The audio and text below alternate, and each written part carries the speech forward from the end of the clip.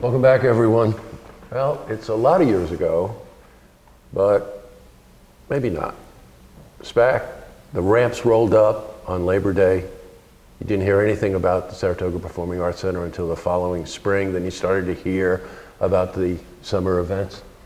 And fast forward a little longer than I would like to admit, Elizabeth. But now SPAC is really turning into a year-round source for arts, culture, education, and entertainment. And so much of that has to do with my guest. This is Elizabeth Sobol, who's the president of SPAC. Welcome back, Elizabeth. Thanks. Always great to be here with you, Jesse. It's really nice to talk to you, as always. We got some big news.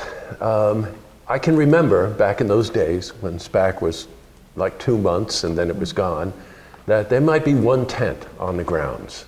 And it was quote unquote some kind of a concession tent. And if you had to go to the bathroom, you had to walk half a mile to either come up to the Hall of Springs or go down in the basement underneath the amphitheater.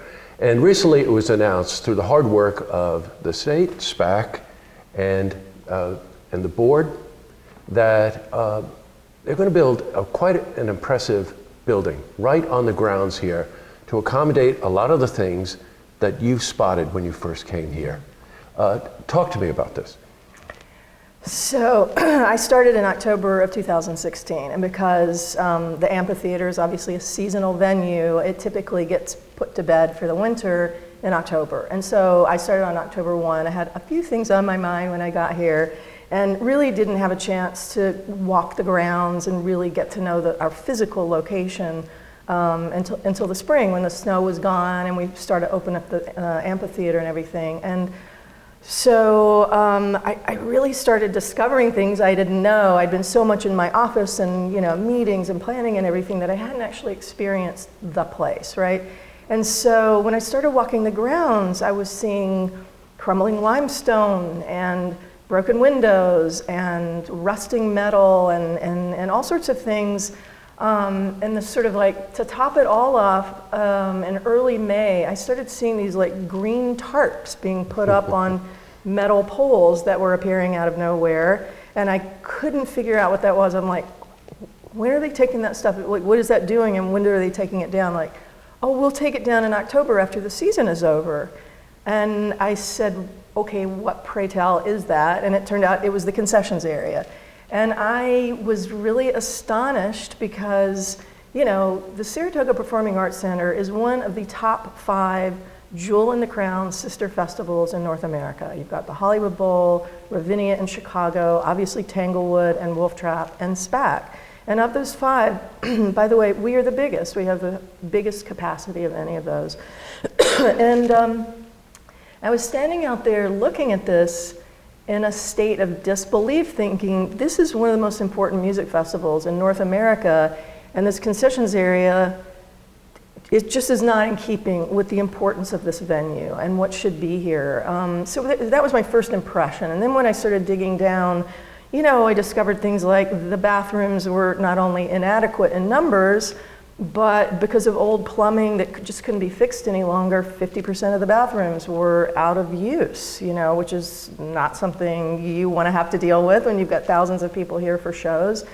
Also, in this day and age, obviously safety and security measures are paramount. So you have to be thinking about things that could happen. Hopefully, they will never happen, but semi-permanent concessions areas that can't be secured at the end of the day, that's an open security issue, issues of egress, all sorts of things. And then there was just the pure aesthetics. As you know, I am in love with this park, and obviously with SPAC, and I really felt strongly about trying to restore to the SPAC grounds some of the aesthetic of the park, right?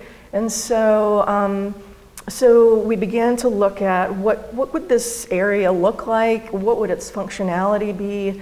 Another thing that was really on my mind is that, as you know, you've heard from us that our education program has grown from, in 2016, when I got here, we were serving 5,000 kids. We just announced 2 weeks ago, we're serving over 49,000 kids throughout the capital region. But we, for the most part, we bring kids here for concerts and events but we mostly have to go out into the community because we don't have a year-round space here for anything really, but certainly not for education. And so started kind of like trying to dream up what could we do out there that would give us brand new bathrooms and many more, brand new concessions areas that would be much more better flow through without all the crowding, and but also provide for community gathering space and education space. Because another example is we do these wonderful pre-concert talks before all the SPAC shows. But the only place we can do them, because it's the only place indoors, protected from inclement weather, is in the Gold Room, which seats 80 people. Right. So that always bothers me that it's so limited, because the pre-concerts are so important.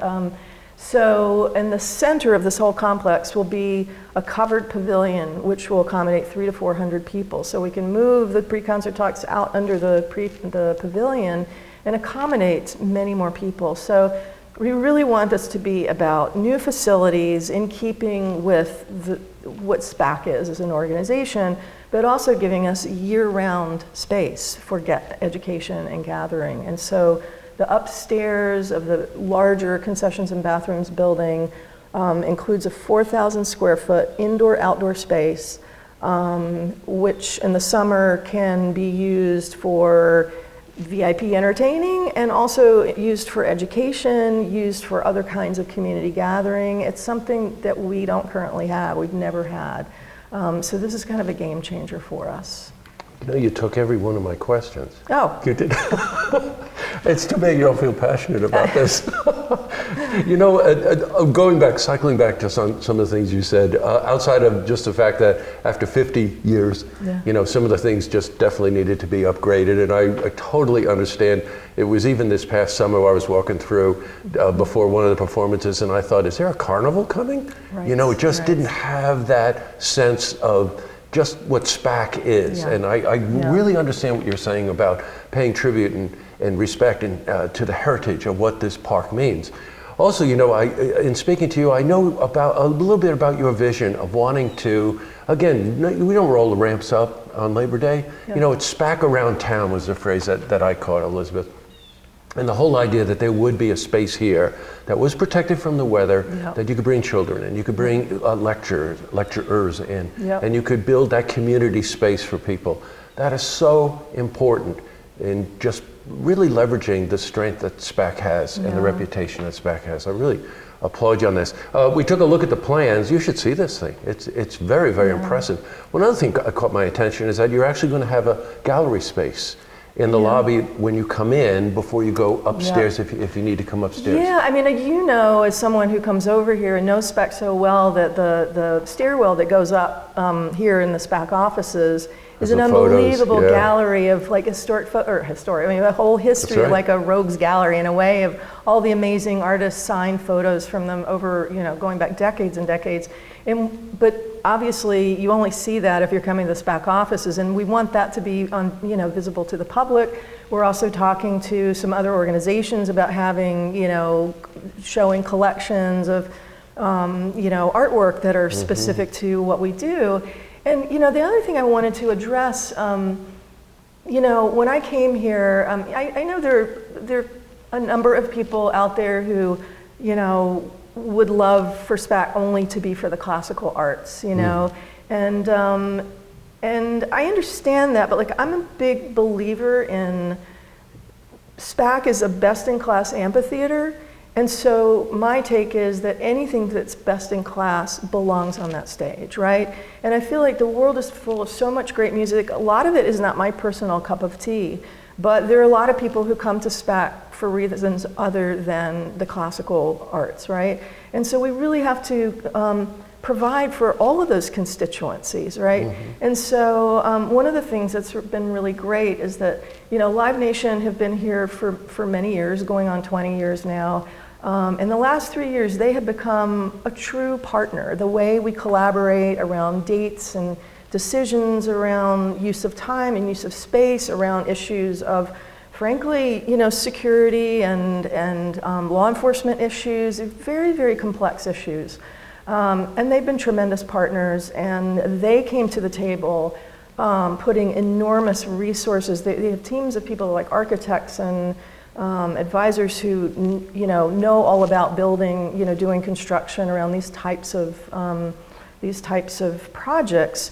So they have been critical not only in their input, but also in a major investment in this concessions area.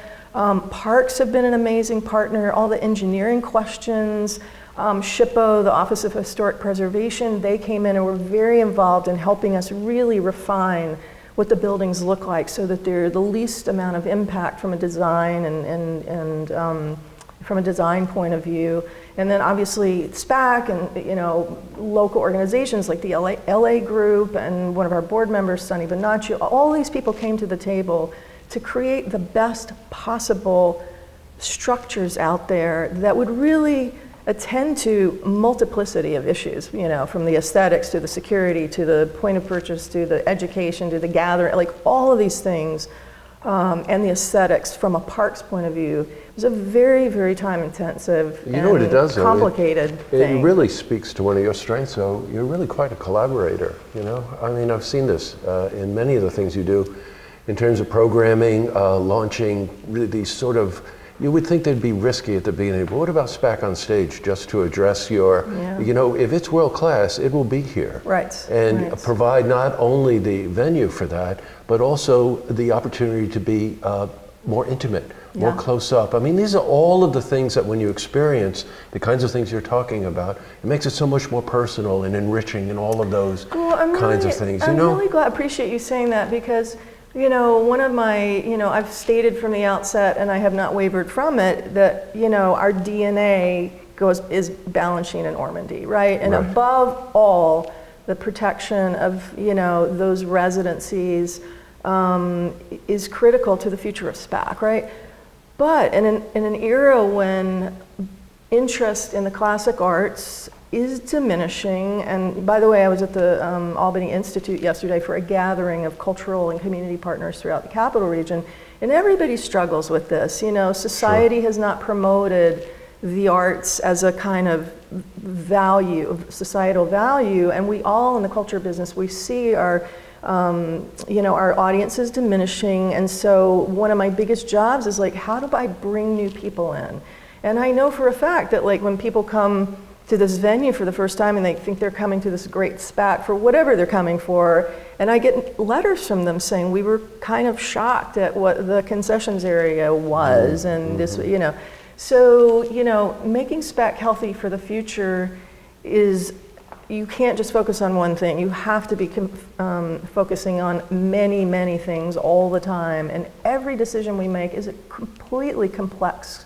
There's not a single one issue situation we deal with here. They're all very complex and need a lot of collaboration from the community. And as you know, one of the reasons I love Saratoga so much is that it is a collaborative community, and I feel this tremendous desire by the cultural partners, the community partners, funders to really come to the table and help us do this work that we need to get done here. It sort of leads me to just remind our viewers that, you'll hear something like a project like this costs $9 million, right? Realize that SPAC costs about $10 million just to keep the lights on, of which half of that needs to be raised, so that while in some sense you're talking about a cultural audience that might be shrinking, that means that maybe they just haven't had the opportunity. That's right. And those opportunities build on it, and they tell their friends, and they bring their family. We notice it when we talk to people on the lawn this summer. And once that experience is enriching to them, and you don't know where they're going to dial in. That's right. They might dial in and feel a little uncomfortable because maybe the concession stand didn't look right. You just don't understand. But what you're trying to do is give them a platform where all senses are open to what they're experiencing. And if you accomplish that, then you can help SPAC, which is a not-for-profit organization, by the way, regardless of its grand scale. It's a not-for-profit organization, so that we help them survive by buying tickets and experiencing and telling our friends, bringing our grandchildren and whatever. I just really applaud you. It's so many things to keep balancing the air. You've got to think about programming. Now you've got this major project that you've got to think about. But you know, over the winter, and we didn't get time, I knew we wouldn't get time to talk about it, but please go to SPAC.org. There are a number of events that are under the banner of SPAC Around Town that we can help SPAC be more of this year-round arts center and just really keep promoting the value of the culture of the arts and the well-being of our community. That's our job. So if we do that, so go to SPAC.org, find out about the events that are happening through the holiday season. They're very impressive. And let's contribute that way, and then we'll just keep checking back with you, okay? Thank you, Jesse. It's great to see you. I can't tell you how much I appreciate that. Oh, it's just terrific, Elizabeth. See this interview again. You can head to our website, looktvonline.com.